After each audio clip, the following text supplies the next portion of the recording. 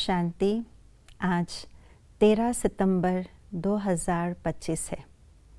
बाबा हमेशा कहते हैं, बच्चे तुम मेरे हो, और जब मेरे कहते हैं तो बाबा भी हमारा हो जाता है। तो अभी हम स्वयं भगवान के संतान यानी भगवान के अमानत हैं। तो आज के स्लोगन में बाबा ने यही समझाया है कि स्वयं को भगवान की अमानत समझ करके चलो तो सब कुछ रूहानियत की शक्ति हमारे अंदर आती जाएगी। सुनते हैं आज का स्लोगन। अपने को सदा प्रभु की अमानत समझकर चलो तो कर्म में रूहानियत आएगी। जब हम बाबा के बच्चे बन गए, बाबा के गोद में पल रहे हैं, तो सब कुछ हमारा बाबा का हो गया है, क्योंकि बाबा ने अपना सब कुछ हमारे ऊपर वारा है। ज्ञान, शक्ति, गुण, सारे खजाने बाबा ने हम बच्चों को दी है वर्षे के रूप में संगम युग के अंदर। तो हमारा सब कुछ बाबा को हो जाता है। तो इसी के अनुसार हम देखते हैं तो हम स्वयं बाबा की अमानत है।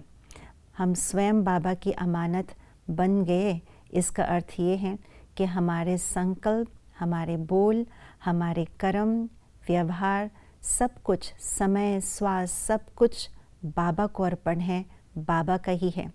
जो कुछ बाबा ने बोला, बाबा के आशाएं है, वो हमारे विचार हैं। जो बाबा की वाणी है वही हमारी वाणी हो। जो बाबा के श्रीमत है वही हमारे कर्म संबंधों में हो। हमारे श्वासों श्वास में बाबा की याद हो। स्वप्न तक भी बाबा के लिए है। तो अमानत में खयानत हम नहीं कर सकते। अमानत में खयानत करना माना हम अपने मन मत के अनुसार विचार चलाना, संकल्प चलाना, परमत अनुसार अपने व्यवहार, वाणी, बोल को लाना।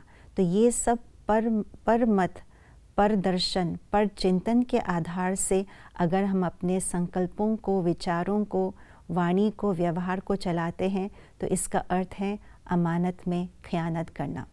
तो इसीलिए बाबा ने आज के स्लोगन में कहा है, अपने हर कर्म को रूहानी बनाना है।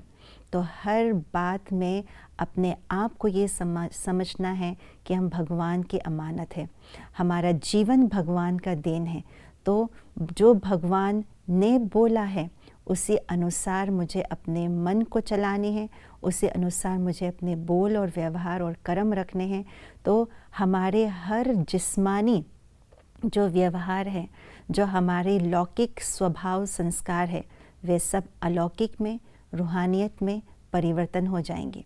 तो अमानत समझने से खुद का ही फ़ायदा है। हमारे अंदर रूहानियत की शक्ति आती है और उस रूहानियत की शक्ति से हर कर्म में दूसरों को भी भगवान का बच्चा बनाने की जो समर्थी है हमारे अंदर आ जाती है। तो आज का सारा समय ये ध्यान पर रहे कि मैं भगवान की अमानत हूँ। मुझे भगवान के अनुसार सोचना है, देखना है, बोलना है और करना है। इसी के आधार से हम अपने कर्मों को पूरी तरह से रूहानियत में बदल सकेंगे। ओम शांति।